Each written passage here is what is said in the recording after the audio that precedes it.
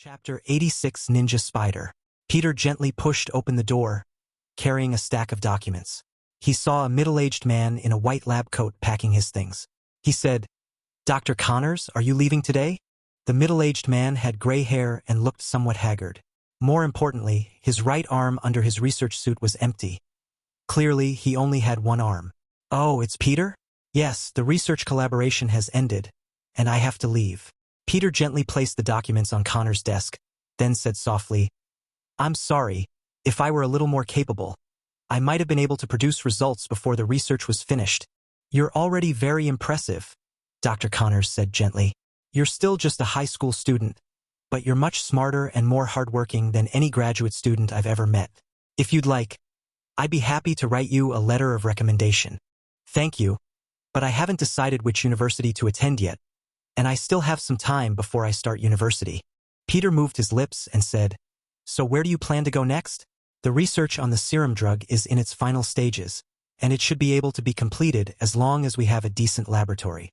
Dr. Connors looked up and around his office and said, "There won't be anywhere else with such good conditions as Stark Tower. When they approached me, I agreed because I was attracted by the hardware of the lab here." As he packed his things with his only remaining hand, he said, "But it's okay. Like you said, the experiment is at the final stage. If I just give it my all, I'll succeed. By then, I might not be the only one who can regain an arm. I know that many of them lost their arms and legs in the war, and the military's allowance is barely enough for them to make ends meet. Those prosthetics are too expensive. If there really is a regeneration serum, then they can be restored to normal people." Peter could hear the excitement in Dr. Connors' tone. Dr. Connors had left the deepest impression on him during his internship. Peter wasn't originally an intern in this research group, but while running errands for their group leader, he happened to run into Dr. Connors, who had just been invited by the military to participate in the Stark Medical Research collaboration. Peter was surprised when he first met him because Dr. Connors only had one arm, but this did not hinder his scientific research at all. He had a genius brain and was considered a world leader in the research of bionics and serum technology. Peter was deeply impressed because even able-bodied people might not be able to achieve such a high level of accomplishment, so he applied to be transferred to Dr. Connors' research group. After all, he was bitten by a spider and that's how he mutated. He really wanted to figure out what caused this mutation. Peter was very smart and hardworking. Although he was a bit of a bookworm, he was the kind of kid that teachers liked the most. Dr. Connors quickly took a liking to this young intern. From Connors, Peter learned that he was originally a military doctor and a veteran who lost an arm on the battlefield, but this did not hinder his scientific research. Instead, he embarked on a different path in medicine, beginning to study the role of serum in living organisms, and achieved considerable success. While working as Dr. Connors' assistant, Peter also learned a great deal about biology. After acquiring the spider mutation, Peter's genius brain worked even faster. With two geniuses working together, the speed of their research naturally increased dramatically. But just when it was almost finished, Stark's collaboration with the military ended, and the researchers were to leave Stark Tower. Normally, even if a research project is terminated halfway through, the researchers would still receive their compensation. They would be eager to finish it as soon as possible so they could use the remaining time to go on vacation. But Dr. Connors was different. He wasn't just there to coast along. He genuinely wanted to develop a serum technology that could regenerate severed limbs, to restore his own limbs, and to benefit disabled soldiers like himself who had lost limbs in the war. So it was inevitable that he felt somewhat disappointed, but seeing Peter's reluctant expression, Dr. Connors said, "It's okay. After you go to university, I might still be teaching at a university in the East. You can come to my lab, and we can continue our research. Then it's settled," Peter said happily. Actually, Stark had tried to teach Peter about mechs and artificial intelligence before, but Peter wasn't very interested. He wasn't an industrial fundamentalist like Stark. He preferred to explore the unknown mysteries of humanity, such as the secrets hidden in nature or the wonders of outer space. During his studies with Dr. Connors, he learned about many of the mysteries of cold-blooded animals such as spiders and lizards, which greatly interested him. He thought it would be nice to become a biologist or entomologist in the future. If only we could invent a technology that could actually save lives like Dr. Connors did. Although Peter became Spider-Man and actively fought crime every night, as a good student, his life plan wasn't just about being a superhero. He still wants to follow the conventional path, get into a good university, choose a major and direction he likes to conduct research, ideally obtain several doctoral degrees, and then stay at the university to teach or start his own research center. Perhaps influenced by the spider mutation, Peter developed a special affinity for these cold-blooded creatures during his research with Dr. Connors, which gradually solidified his future goals.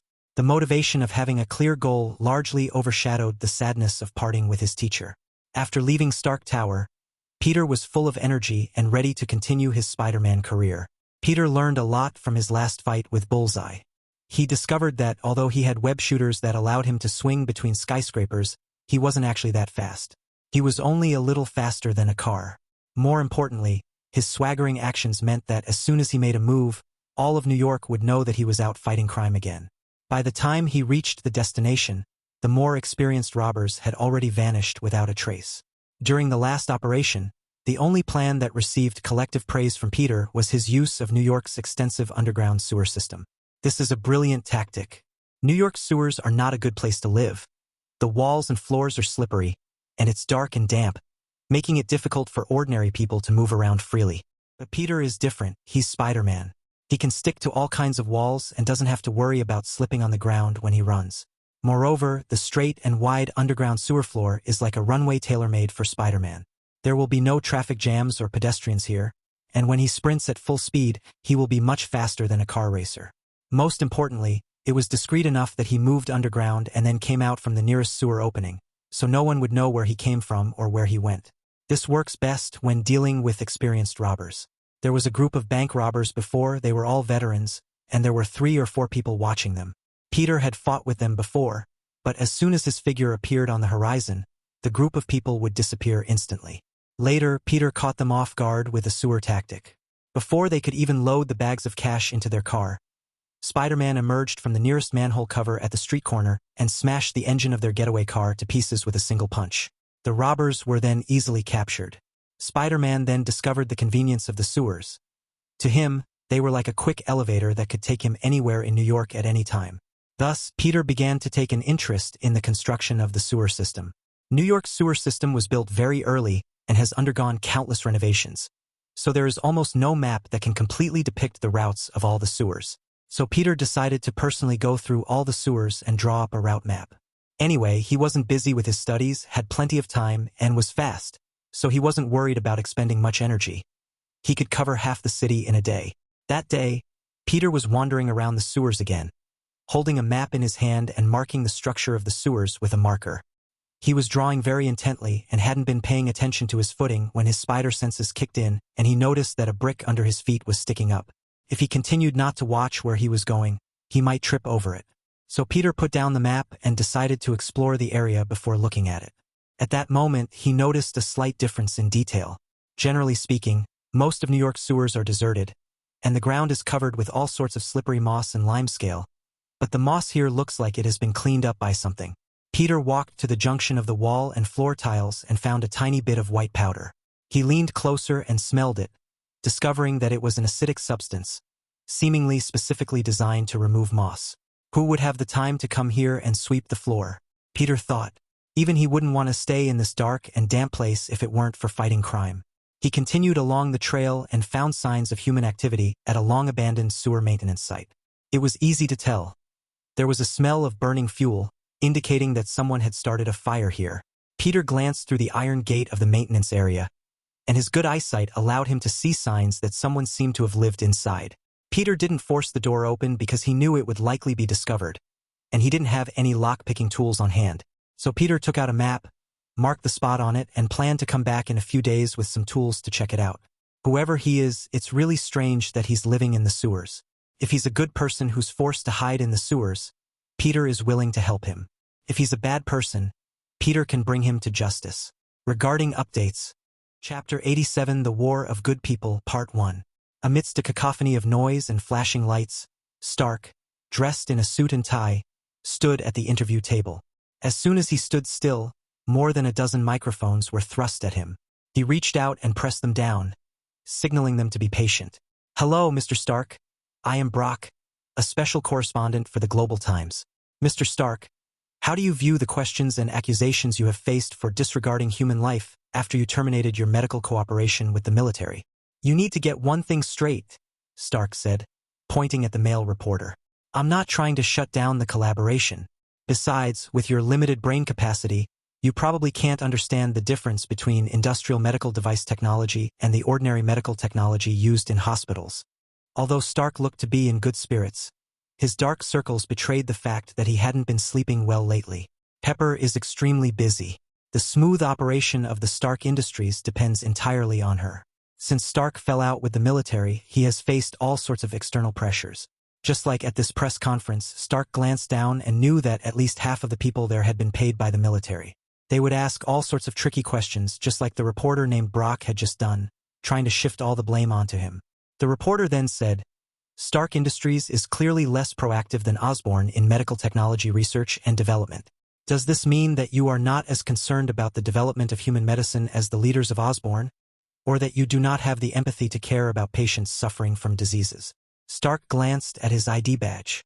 Well, it seemed this Eddie Block was just looking for trouble. "I don't want to get entangled with you on this issue. You'd better ask the Army General about the closure of the Medical Technology Cooperation Project." "Then what about Stark Industries weapons? After these weapons were used in the war, you refused to develop more medical technologies to save the soldiers injured on the battlefield. Does this mean that Stark Industries is actually only concerned with profiting from the war and is a traitor to the people, disregarding the casualties of civilians?" This reporter, named Brock, spoke incredibly fast, rattling off long sentences like a machine gun. Every angle and every question hit the nail on the head. Stark thought that if it weren't for the script the military gave him, he would truly be a genius reporter. When someone wants to find fault with you, no matter what you do, you will be criticized from all angles. The following day, major newspapers in New York were filled with negative reports about Stark, with the most scathing criticism coming from the top reporter of the Global Times, Brock. Stark knew that the military was putting pressure on him to force him to back down, but he knew he had to withstand the pressure, or Pepper would be left isolated and helpless. The events of this period have made him think a lot about love, friendship, and family. Iron Man will never back down, not only for his lofty ideals, but also for all the people he loves. The military's propaganda war was very effective. They not only suppressed Stark Industries' reputation on the one hand, but also promoted Osborn Industries. Osborn Industries was originally more skilled in biotechnology and medical technology, while Stark Industries was more skilled in military industry. This also became the reason for the media to attack Stark Industries' reputation. They portrayed Stark Industries as an evil organization that disregarded humanity and criticized it as a cancer on humanity, as if the world would be completely peaceful without Stark Industries. It's impossible to say that these overwhelming negative reports had no impact on Stark. If these reports were really just gossip and baseless rumors, he probably wouldn't be under so much pressure. The problem is that Stark himself knows that the weapons he sells have hurt many people, and that what the media is saying is not entirely wrong. The Stark Industries originally made its fortune through war. Having just emerged from that period of extreme negativity, Stark has once again fallen into depression. Meanwhile, during Peter's sewer exploration, he once again discovered signs of human activity in the sewers. Since discovering the clues last time, Peter has been paying close attention, carefully examining every maintenance point he passes by. He then discovered that this sewer weirdo had lived in more than just one location. It was as if he was wandering around the sewers every day, and there were traces of his life in 5 or 6 maintenance points on the same block. Following these clues, Peter began to get closer and closer to the truth. He guessed that this strange man must have a real base at some intersection of these traces of activity. As the sewer map became more complete, Peter finally found the possible intersection point, which was near a reservoir in the sewers. For passages extended from there, each corresponding to a street with signs of activity. This strange person may have established a base there and then set up temporary bases in the other streets. This is not surprising. Not everyone has the stamina of Spider-Man, who can run through half the city's sewers in a day. The sewers were vast, and the road was long. There were no manholes near the reservoir that led to the surface, so he had to build a rest stop between the manholes and the reservoir. Otherwise, he would never be able to walk such a long distance, even if he worked himself to death. Peter also keenly noticed this, which meant that the strange man who operated in the sewers was likely just an ordinary person. He couldn't possibly walk several kilometers in such a damp and dark sewer, which is why he needed to build multiple restrooms in the interconnected sewers. This gave Peter confidence, because as long as the other party was an ordinary person and he could catch him off guard, he would definitely be able to capture him. One night, Peter sneaked into the reservoir's hideout. He knew the strange man wouldn't be there at this time, so he pried open the door of the maintenance station near the reservoir. Upon entering the maintenance station, Peter was taken aback. It was filled with bottles and jars, as well as a lot of rather rudimentary equipment.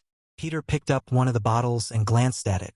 He noticed that it seemed to contain samples of biological tissue. He wondered, who is this person? Why is he here conducting experiments? He stepped over the boxes piled haphazardly on the ground and went further in, where he found something even more terrifying. There were many biological specimens inside, which looked particularly gruesome in the dim light. This is practically a base for a crazy eccentric. This person was very cautious. Apart from the materials used in the experiment, he left no data or text. Peter searched around but couldn't find any relevant identification information. A mad scientist conducting biological experiments in the New York sewers? Peter gradually sketched out an evil image in his mind. Peter thought, we can't let him continue like this. Although people don't come to New York sewers often, they are still the lifeblood of the city. If someone dumps some dangerous experimental waste in there, the whole of New York could be in danger. With that thought in mind, Peter walked to the door, took down the relatively dry cardboard boxes piled high up by the door, tore them into pieces, and set them on fire, intending to burn the outpost down completely. Although the sewers were damp, the maintenance station was relatively dry. Once a fire was lit, the entire room was quickly filled with black smoke. Peter closed the door of the maintenance station and watched as the fire engulfed all the experimental equipment inside. He breathed a sigh of relief. Luckily, he discovered it early. If this mad scientist had actually developed some kind of poison or gas, it would have been too late. Peter, emerging from the sewers, was still somewhat uneasy. He felt that although one base had been destroyed, the mad scientist might have other bases. He needed to keep a close eye on this place for the next few days and try to catch him. Over the next few days, Peter interned at Stark Industries during the day and frequently went in and out of the sewers at night. Since the base was destroyed, all traces of life in the sewers seemed to have disappeared. It seems that the eccentric genius has given up. Peter felt a little relieved.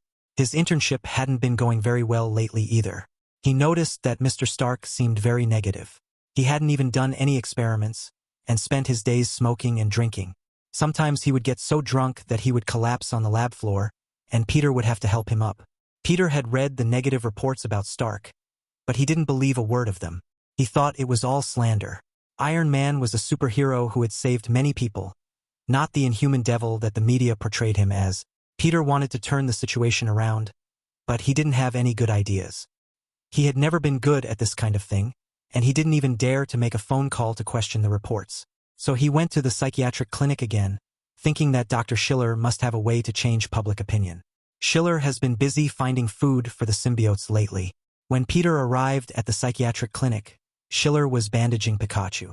While he was cooking, Pikachu had been jumping around on the kitchen table, and its tail had fallen into the pot and burned off a large tuft of fur. Now, Pikachu was pitifully lying on the table, waiting for Schiller to treat it. Peter said, "Hey, did I bother you? I can come back tomorrow." "It's all right, come in. I don't have anything important to do right now." Peter walked in and gave Pikachu's face a good rub. Pikachu wrinkled its nose and tried to dodge, but Schiller still held its tail in his hand. Pikachu jumped to the side.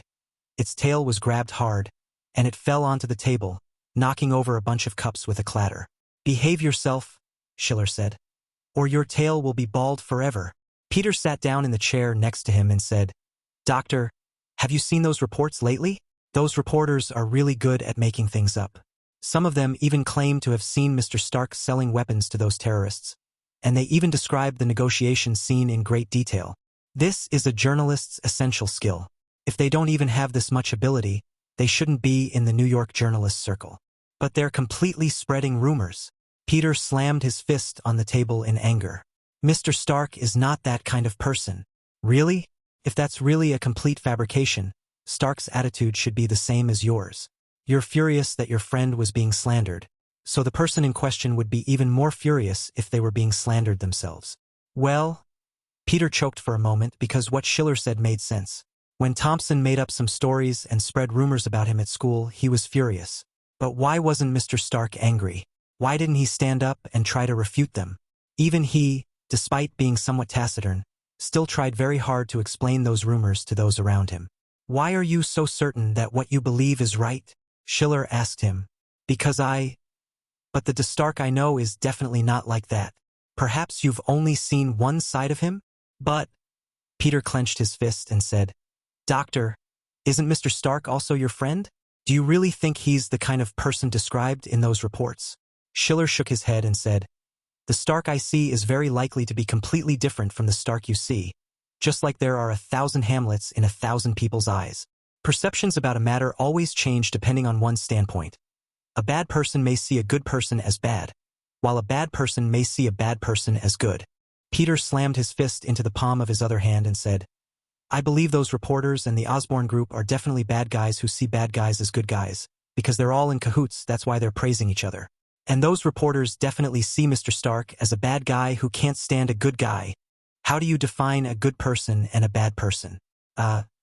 Do people who do good deeds are good people and people who do bad deeds are bad people?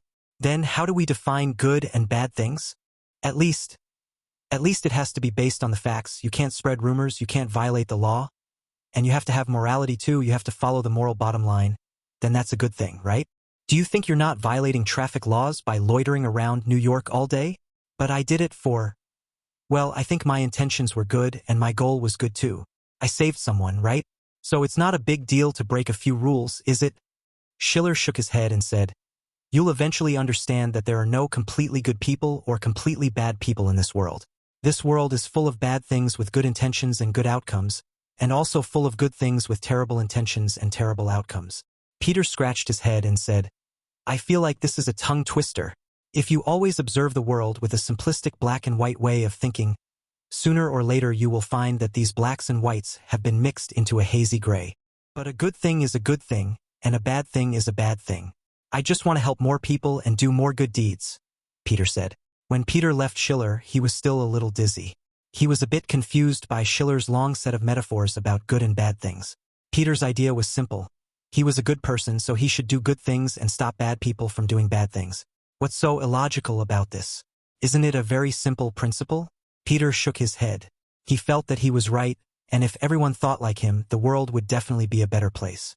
The reason why there is so much crime is because bad people are unwilling to give up doing bad things. If everyone were a good person, wouldn't there be no more crime in the world? Peter walked and thought all the way. He glanced at his watch and realized it was still early. He had already asked his internship group leader for leave, and he knew that his uncle and aunt wouldn't be home by now. Peter thought about it and decided to continue his superhero career. Peter found the nearest manhole cover and crawled down. He figured that just to be safe, he should patrol the sewers more often to prevent the mad scientist from doing anything dangerous. However, upon entering the sewers today, Peter felt a chill run down his spine. It wasn't quite spider sense, but it still sent shivers down his spine. Left with no other choice, he opened his backpack, put on the Spider-Man suit, hid the backpack in a corner, and continued walking deeper into the sewers as Spider-Man. The ever-present sense of danger made Spider-Man walk briskly instead of running as before. As he got closer and closer to the reservoir in the center of the city, his spider sense began to hum slightly. He felt a little panicked, but he couldn't pinpoint the source of his panic. After walking for a while, he suddenly heard a faint hissing sound ahead, accompanied by a scraping sound like metal scraping against stone. Spider-Man's spider sense suddenly activated, and he quickly rolled to the other side, dodging a shard of stone thrown at him. Amidst the flying stone chips, Peter looked up and saw a huge figure appear at the end of the dark sewer. It was a colossal creature at least 4 or 5 meters tall. As he drew closer, Peter, using the dim light of the sewer, could see clearly that it was an upright walking lizard, a gigantic lizard man so large that it almost filled the entire sewer space. Spider-Man swallowed hard, realizing how skinny and small he was compared to the lizard man. But clearly, the monster had spotted him. Peter quickly began to flee along the wall, with the giant lizard man in hot pursuit. With each step he took, the sewer floor trembled. The lizard man roared and grabbed various stone tablets, hurling them at Spider-Man. Spider-Man was faster than him, but not by much. More importantly, the stone tablets forced him to dodge left and right, severely reducing his speed. Spider silk isn't very useful in the sewers, so Peter has to rely on his legs to run. Creatures that walk on their own 2 feet have a weakness.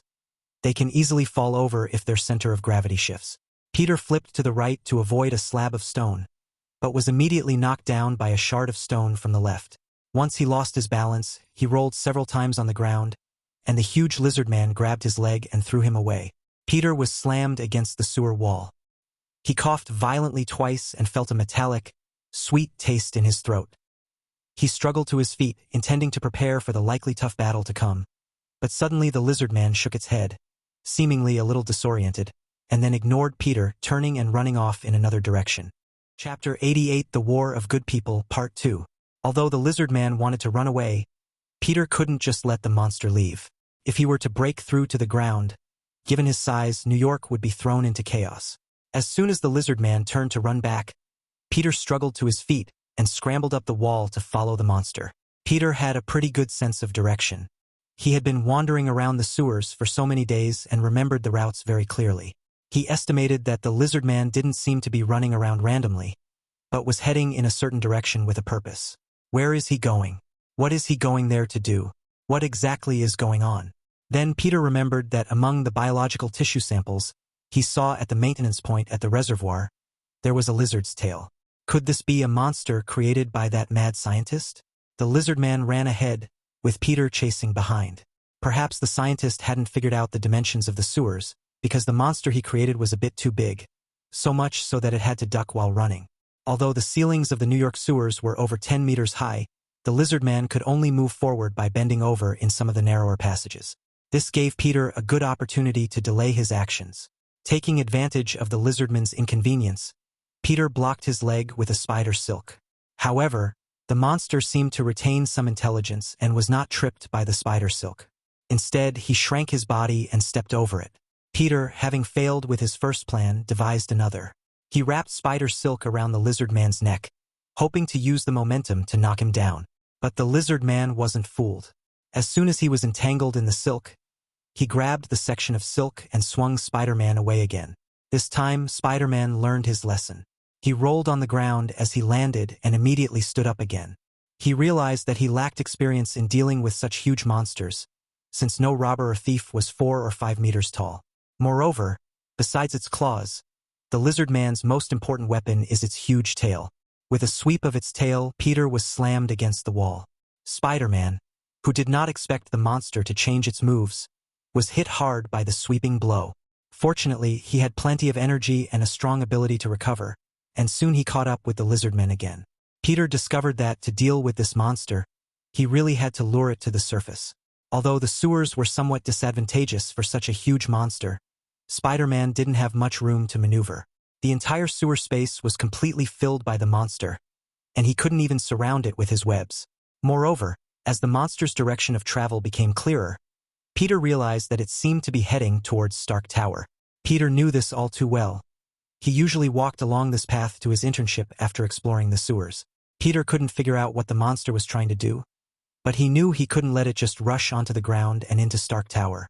Stark was in bad shape right now, and might still be drunk. If he couldn't pilot the Jaeger, the hundreds or thousands of employees in the tower would be in great danger. As Peter was thinking this, the monster realized that instead of moving through the sewers, it would be better to run to the surface. So it jumped hard onto the nearest manhole cover. The lizard man was no bigger than a manhole cover. He crashed through the road and sped off, with Peter close behind. Suddenly, a monster emerged from the ground, causing chaos on the road. More than a dozen cars behind slammed on their brakes and crashed together, creating a violent explosion. Spider-Man wanted to rush to the rescue, but seeing the giant monster speeding towards Stark Tower on a car, Peter had no choice. He pressed the communicator on his wrist and shouted, "Mr. Stark! Mr. Stark! Are you there? Wake up! A lizard monster is heading your way! Wake up!" There was no response from the communicator. Peter cursed under his breath and then called Steve, saying, "Captain, come and organize traffic. A monster has run past. It's on the main road east of Stark Tower, and there are people here who need rescue." Just as he was about to continue calling Schiller, he saw the lizard man in front of him leap and land directly in the parking lot surrounding Stark Tower. Peter had to hurry and follow. His spider silk stuck to the glass wall of another building in Stark Tower, and he swung down quickly, kicking the lizard man in the neck. The enormous monster staggered, but managed to maintain its balance using its tail. He reached out to grab Spider-Man, but the Stark Industries building consisted of 5 or 6 buildings arranged in a surrounding structure, which provided Peter with the best opportunity to utilize his mobility. Seeing the lizard man reach out, Peter used another spider silk to swing past him. Turning around, he used another spider silk to stick to the lizardman's arm, intending to pull him down. The lizard man swung his arm forcefully, breaking free from the spider webs, and then rushed into the interior of Stark Tower. The Stark Tower has a complex internal structure, but because the building is so large, each floor is also very tall, allowing the lizard men to move around freely inside. Although Peter's communications were not answered by Stark, Jarvis was at least awake. Upon hearing that monsters were coming, Jarvis immediately activated the safety protocol, evacuated most of the staff, and activated all available protective measures, which effectively delayed the lizardman's actions. However, the final security agreement requires Stark's authorization. Without this agreement, many permanently sealed security doors cannot be closed, and many weapons of mass destruction cannot be used. Although the lizardman's progress has been slowed down, they still do not have an effective means to deal with him. Spider-Man also realized that he seemed to lack some powerful attack methods. During the chase of the lizard man inside the building, he knocked the lizard man down several times and even tripped him a few times with his webs. However, the big guy was too tough. Peter punched him a few times, and the lizard man just shook his head. This monster seemed to have superhuman regenerative abilities. Peter used the falling shards of glass to cut off a section of its tail, intending to sever its arm first. Without its tail, the lizard man would have much more difficulty maintaining its balance. Before Peter could take any further action, the lizardman's tail grew out rapidly. Peter swung back and forth on the ceiling on his spider silk, trying to use words to attract attention and distract the person from climbing up. "Hey, big guy, where did you buy your super glue? Look here. Your spider daddy is going to kick you like this." Peter swung down quickly again, intending to kick the lizard man in the chest. However, the lizard man had learned his lesson. As soon as Peter swung over, he dodged to the side, grabbed Peter's foot, spun him around a few times, and then threw Peter away. Peter knocked over a bunch of desks and then flew out through the glass of the floor-to-ceiling window. Fortunately, he did a somersault in midair, a spider silk stuck to the wall, and he swung back through the broken window on the other side, before kicking the lizard man in the back. Although Peter learned a lot of fighting skills from Steve, he is now only slightly better than throwing wild punches. He has learned to use spider silk to increase his mobility and then use gravity and inertia to enhance his strength. While this tactic couldn't completely subdue the lizard man, it did effectively slow him down. After all, Peter was strong enough that a single kick would cause the lizard man to stagger, and a follow-up punch would leave the monster dazed for quite some time. The two raced and chased, advancing layer by layer, interfering with each other's progress. Finally, the lizard reached the upper floors of Stark Tower. Spider-Man shouted in exasperation, "Jarvis, Mr. Stark, how much longer? Can you hurry up? I am initiating emergency wake-up procedures." "What emergency call?" Before Peter could finish speaking, a deafening roar came from inside Stark Tower. It was a rock music player with a volume of at least 100 decibels, and the huge sound waves made Spider-Man and the lizard man tumble over. "Is this the emergency wake-up method you were talking about? Couldn't you have given him a headset? This is just indiscriminate attack." Peter shouted at the top of his lungs, but his voice was drowned out by the loud music. Jarvis turned up his own volume, saying, "Mr. Stark hates noise. This will effectively sober him up." Jarvis had barely finished speaking when a mech flew in through the hole in the window. Stark was yelling at the top of his lungs, "Enough! Turn it off! I'm awake!" When the music ended, Spider-Man, Iron Man, and the lizard all felt their heads buzzing. Spider-Man, still reeling from the ringing in his ears, yelled at the top of his lungs, "Jarvis, I have to say, this is your most effective weapon." Stark didn't have time for trash talk, since it was his own building that was being demolished. He immediately went for a full-power sprint and slammed the lizard man out of Stark Tower. The floors here are quite high. If a lizard were to fall, unless it could grow wings, it would definitely be smashed to pieces. But this monster seemed to have good balance. While in the air, he flicked his tail, hitting Stark's mech, then rolled and hung on the edge of the window. With a push of his arm, he jumped up again and then leaped forward back to the center of the battlefield. Stark seemed to have just sobered up and was still a bit dazed. He was slapped by the lizard man and it took him a while to get up. Spider-Man kept harassing the lizard man from the sidelines, while Stark connected with Spider-Man's communication and began to formulate a battle plan. "Listen, we'll drive it to the rooftop, Then I'll use another mech to launch a sneak attack and shoot it off the roof. It shouldn't be able to fly, right? No, if he were, he wouldn't be here anymore. But his super-fast regeneration is a problem. He might not die even if he falls. But he is absolutely incapable of moving. Without further ado, Peter and Stark weaved back and forth, both of them incredibly agile. Stark also had control of the firepower inside Stark Tower, and with his palm cannon, they chased the lizard man all the way to the rooftop. On the rooftop, Stark stood at the edge of the building, continuously firing projectiles at the lizard man. The lizard man completely ignored Spider-Man's constant harassment and charged straight at Stark. Stark feigned an opening and lowered his altitude. As expected, the lizard leaped up and grabbed Iron Man's suit. Iron Man used the momentum to pull him off the roof, and the two began to fall together. Stark originally intended to lure him to the edge so he could knock him away with another mech, but the monster was too fast and grabbed Iron Man's mech in one go. The lizard man was incredibly strong, and the mech quickly burst into flames. Stark yelled from inside, "Jarvis, discharge. Sir, you can't discharge electricity now. If the mecha is destroyed, you will fall to your death from such a height." The two plummeted downwards, the whistling wind ringing in Stark's ears. Stark shouted, "Discharge immediately. Destroy the mech. Eject me. Someone will catch me." Jarvis paused for a second, and then the entire mech began to erupt with intense electric light. The pain from the electric shock caused the lizard man to let go, and the mech exploded in a burst of electricity. The cockpit was ejected, and Stark was completely separated from the mech, falling to the ground together with it in midair. Rather than saying the height was too high, it's more accurate to say that the time it took to fall saved Stark's life. A spider web swung over, and Spider-Man caught Stark as he was falling. Soon, the wreckage of the exploding mech and the lizard man crashed to the ground together. Amidst the rising dust, Spider-Man lowered Stark down. It was truly a close call. Falling from such a height, if he had actually hit the ground, even God couldn't have saved him. Soon, the dust and smoke from the explosion dissipated, and the huge monster landed in a crater. All four of its limbs seemed to be broken, and its internal organs were probably turned into a mess. But his superhuman regenerative abilities continued to work, and within a few breaths, the twisted bones gradually returned to their normal position. Spider-Man exclaimed, "My God! He can even recover from this. This is practically a medical miracle." Stark squinted and said, "This is indeed a medical miracle. We need to subdue him quickly, or things will get really bad if we wait until he recovers." As Spider-Man was about to walk forward, another mech flew in from midair. Stark armed himself and blocked his way, saying, "This healing ability consumes energy, and his energy should be almost depleted. Let's see what he really looks like." Stark seemed to be implying something, leaving Spider-Man somewhat confused. What was the lizard man's true identity? A giant lizard?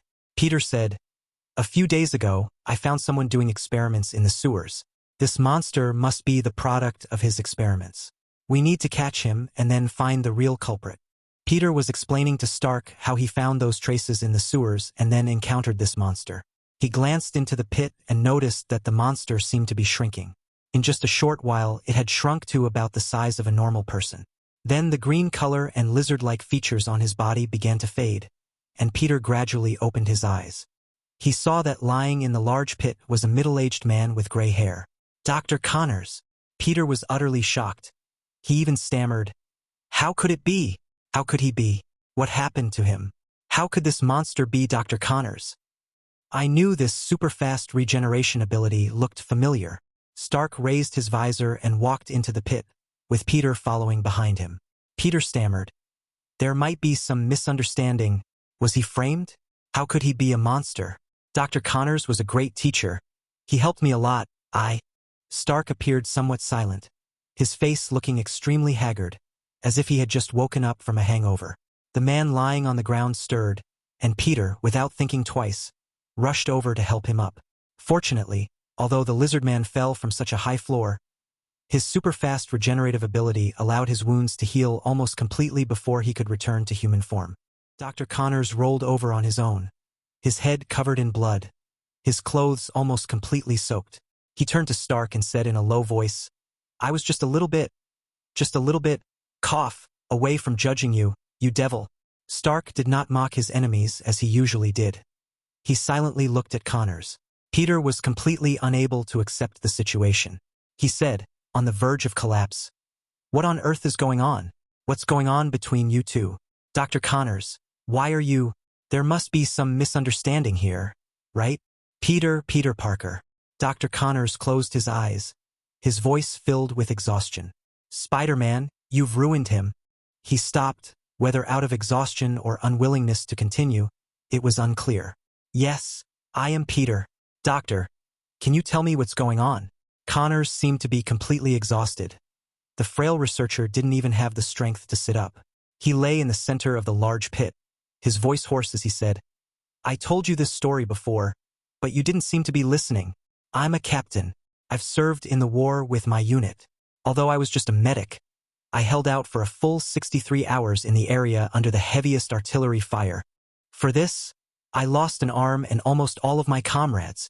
We obeyed their orders and held our ground. Of the 32 men in the squad, only 6 survived. I lost an arm, and others lost both legs, but we all came back alive. Compensation? Oh yes. Of course there was compensation. They gave us medical checkups, had us hospitalized for a while, and then gave us some money. And then that was it. No one cares about the difficulties you face in continuing your life as a disabled person. No one cares about the embarrassing situation you're in after losing an arm, where you can't even open a can. And no one will care about the pitying looks they give you, or their impatience when you can't carry things. I just want to change all of this. I just want to change all of this. Peter felt a little suffocated, and complex emotions surged in his chest. He took off the hood and began to breathe heavily. His eyes were red-rimmed as he said, "You've changed everything. We almost succeeded. That recovery serum really works. Yes, it was so close. I thought it was so close too. But then I realized that this one point might be an insurmountable wall." Dr. Connors' voice grew increasingly slow as he said, "We're being driven away like rats, and nobody cares how much change this research will actually bring to these scum of the earth. Even if I'm just 1 minute away from succeeding, I'll still be kicked out." He turned his head, his somewhat lifeless eyes looking at Stark, and said, "Be driven out by these devils who only care about their own interests and profits." No. Peter knelt down beside him and said, "There's a misunderstanding here. I think I can." Peter's voice stopped abruptly. He took a deep breath, then covered his face. His breathing began to tremble uncontrollably. He truly broke down when he realized that Dr. Connors was gradually losing consciousness. "No, wait, Dr. Connors. Dr. Connors. Hold on a little longer. We'll save you." Peter didn't even know how he could have said such a thing. Just 10 minutes ago, he couldn't wait to destroy the monster. The situation is now clear. Stark, under pressure from the military, terminated his medical technology research and development collaboration with them, preventing Dr. Connors' rapid recovery serum project from being completed. Therefore, it transformed into a giant lizard monster, seeking revenge against Stark. Peter suddenly realized that if the lizard monster was Dr. Connors, then the stronghold he destroyed was the place where Dr. Connors conducted his final research. Was it because he destroyed that base that the serum failed? And that's what turned Dr. Connors into this monster? A feeling of suffocation overwhelmed Peter. Why was this happening? Why was this happening? He was just trying to do a good deed. This feeling of extreme helplessness was a pain Peter had never experienced before. Dr. Connors was clearly a good man. He and his comrades had sacrificed their lives for their country. Even after being treated unfairly, he continued to actively participate in scientific research, hoping to improve the lives of these people through his intelligence. Mr. Stark was also a good man. The mistake of terminating the medical project wasn't entirely his. He defeated the lizard monster and saved the rest of New York. Peter felt he was a good person. He had acted immediately upon seeing potential dangers. But now, Dr. Connors lies in the crater, covered in blood, his life hanging in the balance. Stark stands there silently, seemingly taking it all as a punishment for his crimes, and is suffering greatly because of it. Peter felt immense pain, even more so than when the sharp blade had pierced his chest. The teacher who meticulously guided him on his academic journey, and the senior who provided him with armor and protection and taught him various kinds of knowledge, were now at odds with him. Peter didn't know who to help. Like a double-edged sword he was holding, simultaneously stabbing them in the chest, his tears almost soaking the collar of his Spider-Man suit. Peter stood up, facing yet another sunset. In a daze, he remembered Schiller's words. There was neither black nor white here, only a hazy, indistinct gray mist. This is the true nature of the world. He cannot always stand on the side of justice as he imagines. Now he finally understands that the most tragic thing in this world is not that good people are defeated by bad people, but that good people are defeated by good people. There are no winners in this war between good people. Chapter 89 Mud and Rotten People Part 1. I am a doctor, not God. Strange stood with his hands on his hips at the operating room door and said, "Besides, I'm a neurologist. I can't cure everything. You can't make me treat every patient. So how is Dr. Connors? I don't know. You'll have to ask the instruments that perform the tests. I can't fully understand the data either." Then Strange saw Schiller, Stark, and Peter looking at him with the kind of eyes that look at a slacker, and he completely exploded, shouting, "What do you take doctors for? A wish-granting machine? You send me any patient with any illness, expecting me to cure them instantly. If I can't cure them, are you going to belittle my professional skills?"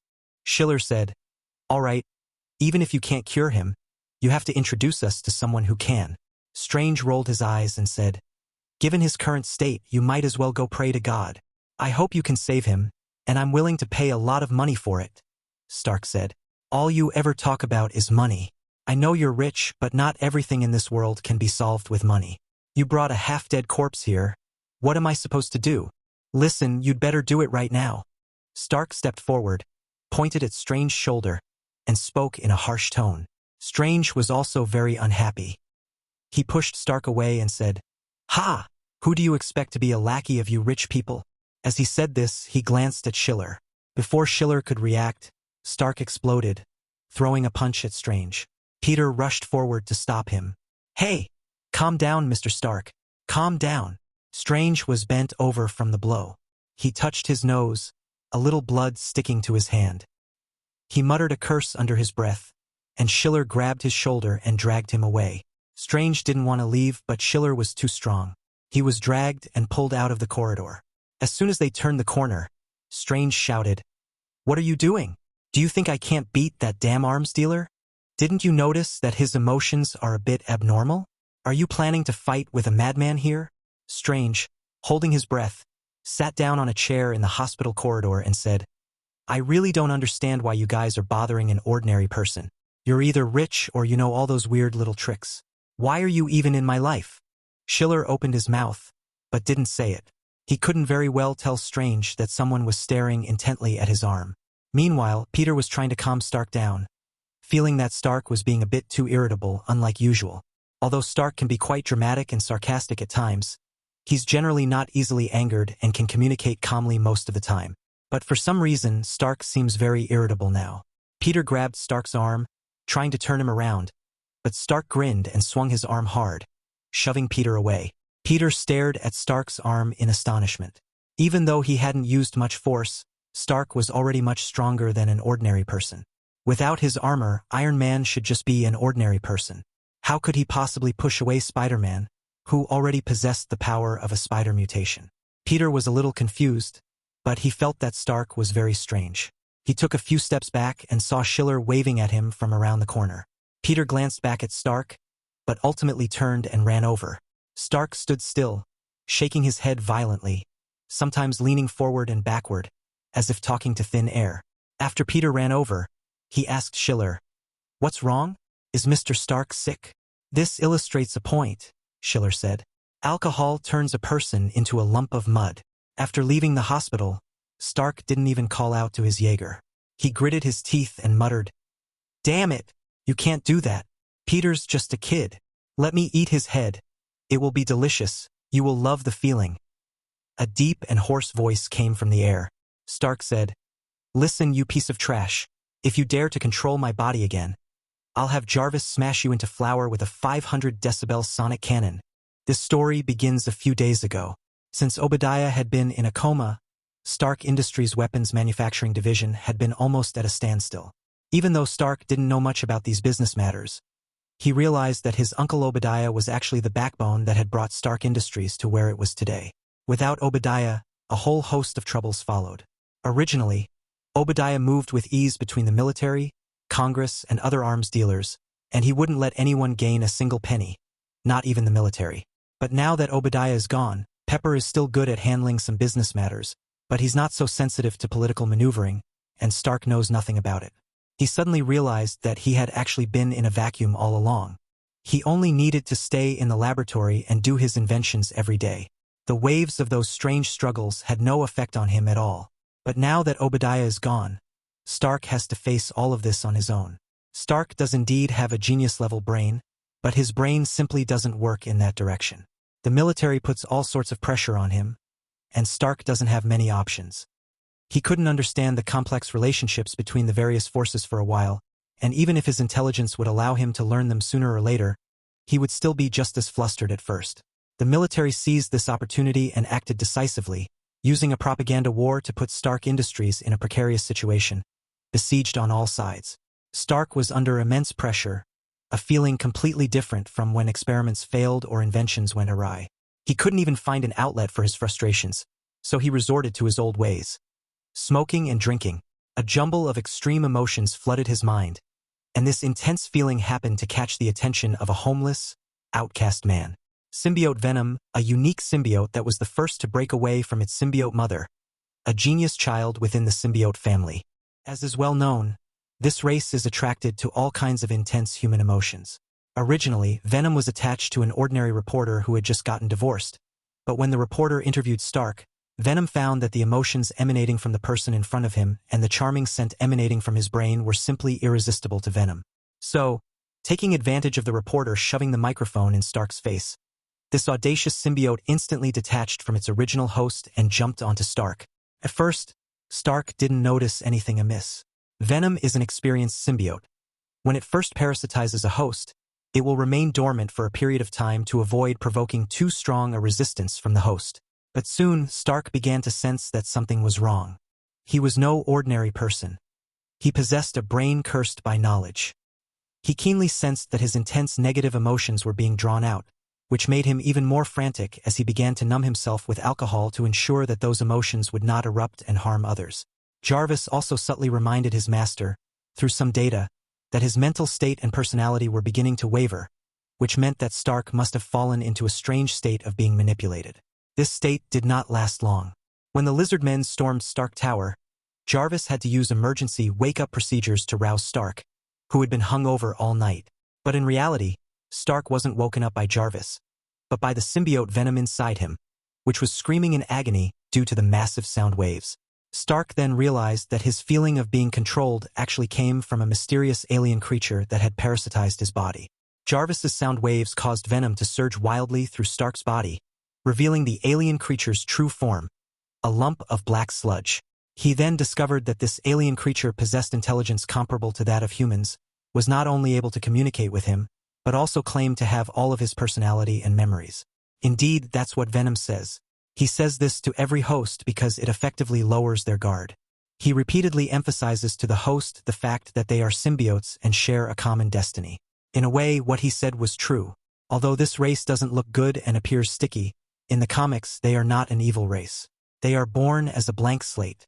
They are more like an inert race, unable to forcefully devour and erase the host's personality. Instead, they parasitize the host in a gentler way, with the host and symbiote being more like partners than a relationship of control and being controlled. The symbiotic army scattered throughout the universe has also parasitized many races, helping these aliens gain greater physical strength, but they mostly choose highly intelligent races. This is because they need the host's independent personality to provide them with emotional energy, which is the foundation of their survival. Unlike some evil parasitic races that directly turn various intelligent beings into zombies without the ability to think, symbiotes cannot do this. If their hosts cannot think, then they will have no food. Venom is aware of this. If it cannot gain the trust of its host, it will be forced to wander and starve every day. In Stark's eyes, Venom was a perfect meal ticket. Stark was in a slump and his mood fluctuated greatly every day, which Venom could gain a lot of energy from. But Venom soon realized that he had underestimated the importance of finding meal tickets. Chapter 90 Mud and Rotten People, Part 2. Who exactly is Stark? As you can see from the comic's description of him, he is known as a super genius cursed by knowledge. In the comic, he possesses the 8th Infinity Stone in the universe, the Curse of Knowledge, in his brain. He can master all the knowledge about black holes in just one day. It is said that Einstein would be heartbroken and Mendeleev would weep upon hearing about it. This led to subsequent events that completely exceeded Venom's expectations. First of all, Stark is an extremely inquisitive person, and he spent a full 6 days investigating Venom's background. When Stark learned that Venom was an alien creature, his sudden surge of excitement caused Venom to stumble. From Venom's birthplace, the symbiote's home planet, to how he drifted to Earth and how he possessed one host after another, Stark questioned Venom in great detail. Out of respect for his long-term meal ticket, Venom tried his best to answer Stark's questions, but a super genius is always like a walking encyclopedia of questions, able to extend one question into countless others. Where is the symbiotic homeworld? Who is your creator? What kind of alien being is he, she? In what form does he, she exist there? How far is it from Earth? Will humanity be able to reach it in our lifetime? Will you invade Earth? Is your creator an independent, intelligent being, or a collective consciousness of the planet? Why don't your brothers and sisters leave their mother? Why did you run away alone? Did you anger your creator? How is he, she different from God in human religious stories? Stark would relentlessly pursue each of these questions from various angles. Venom could answer some of them, but he simply couldn't answer some of the more abstract and creative ones. Judging by the symbiote's age, he is still just a child. Even if he is a genius child among the symbiotes, he cannot understand the strange and highly creative questions of this super genius. Finally, Stark's curiosity about its origins lessened a bit, and then Venom discovered for the first time that human emotions could be so complex. Stark's overly sensitive heart and emotionally charged mind made Venom feel like he was living in a giant maze every day. Every time Stark's mood changed, the entire maze would be completely reset, and Venom, who was just about to find the exit, would be kicked back to the starting point. Moreover, Stark truly lived up to his reputation as a brain cursed by knowledge. Venom, as a symbiote, simply couldn't keep up with the speed of Stark's brain. Whenever Stark starts thinking, Venom can only crouch in a corner, feeling countless symbols he can't understand bombard him. Simply put, he's overwhelmed by an ocean of knowledge. Even more terrifying is that Stark frantically resets the maze while simultaneously releasing the ocean of knowledge like a flood. Venom jumps back and forth between these two states at a speed that Venom can't keep up with.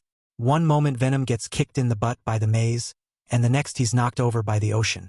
All sentient intelligent beings have requirements for their living environment, and symbiotes are no exception. If living in an ordinary person's body is like living in a matchbox, it's a bit cramped and stuffy, but at least it's relatively quiet.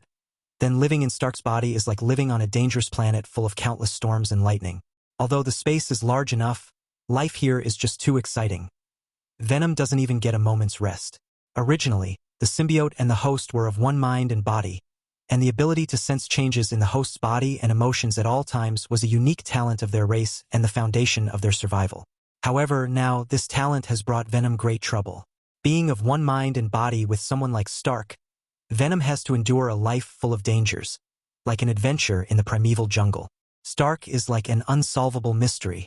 His outward appearance is only a fraction of his true nature, while his inner world, full of infinite philosophical thought and wisdom, is enough to overwhelm any outsider who tries to pry into his heart, including this symbiote. The first emotion Venom learned from Stark was exhaustion. This wasn't because Stark was tired, but because being Stark's symbiote was truly exhausting. To make matters worse, Stark was going through a period of immense stress and was unable to relieve it, so he had to find something to do to distract himself. At this moment, an intelligent being who could communicate with him happened to appear inside his body. It was an alien with special talents. It was like a pillow being delivered when he was sleepy. Could there be a better experimental subject? Stark treats Venom as his second personality, sharing the same brain and fully understanding him. This is absolutely fantastic. Originally, Stark couldn't find a good person to share his brilliant ideas. Peter was too young and he couldn't put too much pressure on him. Schiller was easily startled and could only tighten light bulbs. He used to have Obadiah to show off his new inventions, but now that Obadiah was gone, Stark's overflowing desire to share was poured onto Venom. When Stark stayed up all night and spent 3 whole days explaining high-energy physics to Venom in his mind, Venom learned a second emotion: fear. Is this something a symbiote should learn? This brilliant scientist desperately wanted to teach all his knowledge to another version of himself, so that he could truly discuss various inventions and ideas with himself, and he would have a true soulmate who could fully understand and experience everything about him. Stark was in a state of emptiness and desperate need for release, completely disregarding the fact that there are limits to how much the symbiote can accept. He never considered that even with brainwave communication, you can't expect a child to learn the essence of human knowledge overnight, can you? Venom was really on the verge of a breakdown, like a student who knew nothing but was forced into a calculus class. The third emotion he learned was regret, deep regret. Venom wouldn't, and Stark even scolded him. Venom felt wronged, but Stark still thought there was nothing wrong with him. What's so difficult about that? You can see all my memories. Can't you? Isn't that just an open book exam? You can't even do an open book exam? What kind of trash are you? For a symbiote with top-notch learning ability, learning physics and mathematics is not difficult. What is difficult is keeping up with Stark's wild creativity and invention ideas that are closer to philosophy and metaphysics. 99% effort is not difficult. What is difficult is that 1% inspiration. Stark's thought process is so unpredictable that even the symbiote cannot fully comprehend it. Venom has been wondering for a long time, is Stark really human? How can a human be so complex and difficult to understand? You could say that Stark is just intelligent, but his personality is also terrible. Stark left the hospital and walked down the street. Venom, who was finally free from being stuck in the lab with him, kept muttering in his head, "Let's go eat a human head, just one. We'll bite off their brains. It'll be delicious." Has anyone ever told you that an ordinary person's brain is like uninspected zombie meat, and you can't eat that kind of unsafe food? Venom conveyed a sense of confusion. You need to eat healthier just like me, don't you know that? The average person's brain doesn't really work very well in their entire life. Just like rotten fish that hasn't been preserved at all. Taste. Taste is very important. Understand? I will absolutely not allow you to consume zombie flesh and pollute my genius brain. Fine, I know you aliens haven't eaten anything good, yet you're interested in the brains of ordinary humans. A lump of meat made of water and protein, not a single genius idea in it can change the world like mine. Eating this kind of thing, do you symbiotic races live by scavenging garbage? Venom emitted a series of extremely intense and angry brainwaves, which Stark completely ignored, and continued with considerable disdain. Is this all the taste of aliens? Or is it that human brains are considered pretty good in the universe? How stupid must other aliens be? Are humans the only ones in the entire universe with brains? I can't believe how scarce resources a race must have to be to treat the brains of ordinary humans as delicacies. Would you like some cheese balls? They're a specialty of Earth. You can also take some back to your poor brothers and sisters. I'll pay for them. We are not poor, Venom said angrily. But you're acting like a country bumpkin who just arrived in the city, seeing everything as something great. Weren't you just interested in those chocolate balls in that convenience store? Come on, are those snacks that only cost a few dollars really edible? Stop looking. I'm not going to buy anything from that kind of low-end convenience store. What? Eat the employees in that office building? What are you thinking? People who can't even earn enough to pay the rent for a cheap apartment in a month, you want to eat them too? People like that wouldn't even pass the first round of interviews at our Stark group. That guy who was just sitting in the Porsche? No way. His hair was blonde. I bet he used some kind of fancy dye. It was disgusting. It smelled like chemicals. I'm going to avoid him. Turn your head back. Don't look like a country bumpkin, Stark thought to himself. Don't embarrass me. Stark, a genius scientist and the world's richest man, isn't some silly kid who looks around like a fool while strolling down the street. After saying that, he complained to himself, aren't there any rich, handsome guys like me in your race? I think they'd be a better match for me. As for you, you could just go to the football team at the high school next door and find any big guy there. You know, those jumpy white guys. They'd be happy to buy you those cheap chocolates. Venom said, I want to eat now. I want chocolate. And I want human heads. Right now. Or I'll drag you and slam you against the wall. Not now. Wait a minute, Jarvis. Jarvis, are you there? Go order some special chocolate from the original manufacturer in Italy. Yes, let them use the best cocoa beans. No, don't use those mass-produced lines. They're too dirty. I'll buy a separate production line. How long? 3 weeks? That's pretty fast. Tell them to hurry up and finish. Oh, and make sure it's a fully mechanized production process. So no dirty hands get on what I'm going to eat. Packaging? No, no, no. Their gold leaf packaging is so tacky. Hire a designer from Italy specifically to design something nicer, preferably with the Stark Group logo on it, using a gold and red color scheme, and the gold must be real gold, not some dye to fool people. Venom said, I'll starve to death in these 3 weeks. How can you be so fragile? Are all you symbiotes such idiots who only know how to eat? No. Let me go. Don't go into that kind of convenience store. It's shit. And the air freshener smells like lemon. Get out of here. I hate that smell. Stark, swaying like he was fighting with both hands simultaneously, crashed into the glass door of the convenience store. He gripped the edge tightly and yelled, I'm not going into this hellhole. It's full of garbage from industrial production lines. Just looking at it pollutes my brain. Let me in. Let me eat. No, I won't go in. Go! Venom roared. Don't go in. Stark roared even louder than he could. Go in. Venom was on the verge of collapse. No! Stark also went hysterical. In the end, Stark sat outside the glass door, winning the battle with unwavering will, or perhaps extreme sentimentality. Venom was completely exhausted. The fourth thing he learned from Stark was never to underestimate a rotten person.